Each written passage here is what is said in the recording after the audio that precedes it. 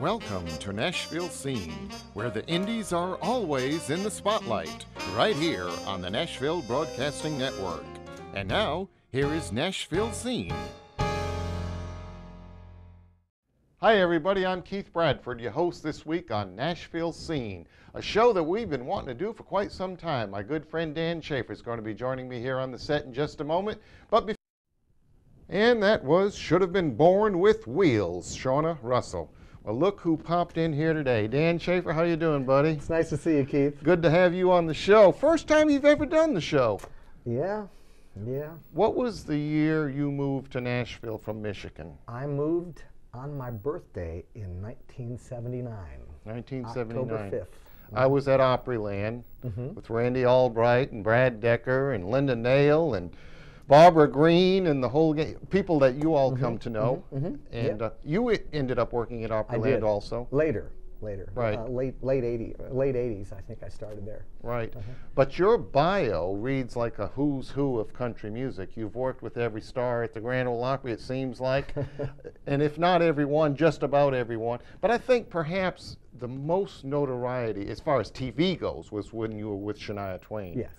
Because you did David Letterman, Jay Leno. I didn't do Leno. I got asked to do Leno, but I couldn't do it because I had another engagement. But I did the American Music Awards, Blockbuster, Billboard Music Awards, Biggers and Summers Lifetime show. We did Letterman actually twice, now that I think about it. And I don't know if you can talk about this, but was there a big difference in the way they shot, like say in New York versus in LA? Is there a big difference in the way they do things? I didn't notice any difference at all. I didn't notice. I mean, they're both, the two greatest cities in the world, so they had real professional, and it was great. I really enjoyed both working on both coasts. Great. Now, you started as a recording artist even before you moved to Nashville. Yes. You had a deal on RCA Records before even moving here. Yes. But you were a pop artist, correct? Yes, sir. And how did you get a deal on RCA Records while still living in Michigan? Well, I was living in Detroit, and I had my own band, and we had a huge following up there, and the manager that I had at the time had connections with some of the people from RCA and the Guess Who in Canada, and the guy flew in from Canada to see me and signed me on the spot. And we released a record in Canada, and then the U.S. picked up, RCA USA picked it up, and then I left the label for a year and did an album for ABC that never came out, and then we re-signed with an RCA subsidiary called Tortoise International, and we did a record for them as well. And then the year after that, I moved to Nashville. Okay, great. Well, Dan, I bet our viewers can't wait to hear you sing. So what are you going to do for us first today? I'm going to do a song that I wrote with a guy named Rick Crawford. It's a song called There Ain't Enough Whiskey in Tennessee, which is not what you think. It's really an anti-drinking song. And it's about a guy who got his life together by not drinking, basically. Wow. And can't wait to hear that one. All right. We'll go to commercial break. Be right back with Dan Schafer. Bottle couldn't fill my heart. All right, Danny, There Ain't Enough Whiskey in Tennessee. What's the inspiration behind that song? Well, when Rick and I got together, Rick Crawford and I wrote that together, he was writing for Ann Murray's publishing company, Balmer Music, and he had a duo with Kenny West called Crawford West. They were on Warner Brothers, and I actually toured with them. They were going to be the next Brooks and Dunn, and it really didn't happen for him, but we got to write this song, and he said, I got a great title that I want to write about not drinking, about going against drinking. It's called There Ain't Enough Whiskey in Tennessee, and I thought, well, that's interesting. Let's try writing it. We wrote it in an afternoon. Really? Wow. And you said he was an artist also? Yes, on Warner Brothers. Crawford West, him and Kenny West had a duo. Okay. Now, is that song on this album right here? Yes. Dan Schafer writes, co-writes, and favorite tunes. Favorite tunes, yes. Okay. And there you are sitting with your steel guitar. How many instruments do you play, Dan? Well, I play at a number of instruments, but I'm mainly a guitar player. I played bass on the Opry for 6 years with Jack Green, as you know. I played steel guitar for Lorrie Morgan and Crawford West. And I play a little banjo and a little mandolin.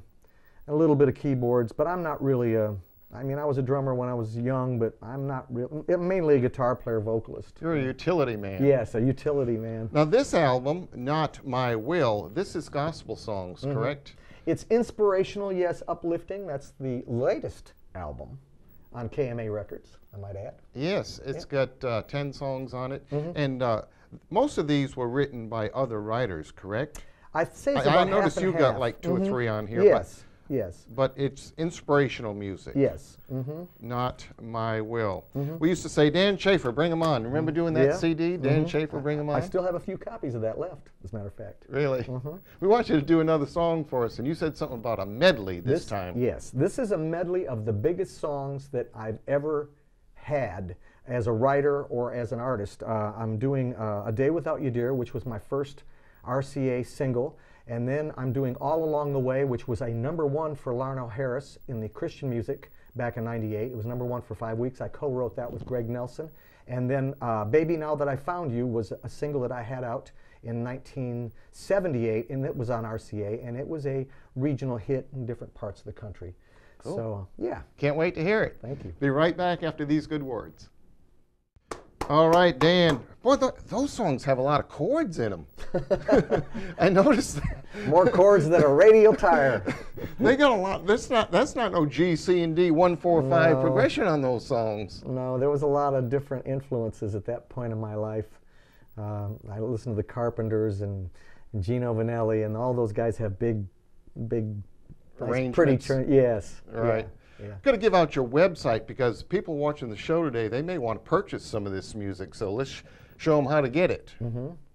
We'll put it at the bottom of the screen also after you give it out. Would you Okay. go ahead and give it out? It's www.danschafer.com. Pretty easy. Schafer is spelled SCHAFER. Right. Now, is it on iTunes or CD Baby or Not anything? yet. I'm going to be doing a retrospective album, which will have some stuff like Baby Now That I Found You, and some of that stuff will be available there. The RCA catalog that I have will be available then. Okay. But we don't have any of that quite yet. All right. Well, we have some brand new videos in this week. Would you cue up the next one for us, Dan? Sure, I'll be glad to. It's one of my favorites. It's Jamie O'Neill, Like a Woman. And that was Like a Woman by Jamie O'Neill. Yes, it was indeed. Wow. I tell you what, it's been a pleasure having you on the show, Dan. And is there anything else? You have any dates coming up you want to plug or anything special events? Or Well, I'm playing at John A.'s place over on Music Valley Drive on Monday, Tuesday, and Wednesdays from 8 to 11, and that's here in Nashville, Tennessee. I'm doing a lot of weddings, and I'm going to be doing some more concerts. I did a bunch of concerts last year. I did 4 dates in North Dakota. I did a date in Florida, and I'm looking to do some more solo road work. Yeah. Okay, so the solo thing is pretty much what you're doing these days. You're not working an artist gig, you know. Well, I have went out with a couple artists. I have went out with Jack Green, and I've done a few dates with him. I went out with Abby Abadanza from Pittsburgh, who just got a deal with Dale Morris. He sold 80,000 CDs in Pittsburgh alone. And there's a new artist named Pat Roper. I went out with him. He's on Lofton Creek Records, and he's got a single that's doing well. So I do some of that thing. I don't work with one artist in particular. You ought to, with this cold weather here in Nashville, you ought to think about doing some cruise ships. Do it where it's a little warmer. Only problem is you get stuck there for 6 months at a time. Oh, really? Yeah, you can't. There's no short deals. There's no 2 weeks or weeks. It's always months, well. 2 months, 3 months, 6 months. And you got wife and kids at Yeah. home, so that ain't going to work. No. All right. Well, it certainly was a pleasure having you on the show, Dan. I hope you come back a little sooner than, we've been on the air since last April, and this is the first time you snuck over here and done the show. I hope you come back a little sooner. I will. All right. We're going to go out with Brittany Black and Good Happens. See y'all next week. You have been watching Nashville Scene right here on the Nashville Broadcasting Network.